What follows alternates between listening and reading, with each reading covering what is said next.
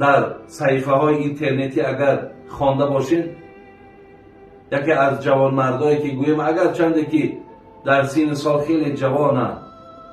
دادر ما اسماعیل فرزند یکی زایر، در تمام صحیفه ها چی فیسبوک و چی در یوتیوب و در هر جا بیرون شد که در ناحیه خراسان در جماعت گله آباد با آنچه که من خواندم و گوش کردم زیاده از 610 عائله با کشیدن مقصد آب به این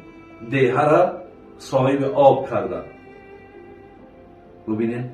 542 گکتار زمین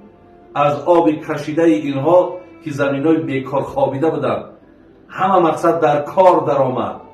همه اینا حاصل میتن. برادرای عزیز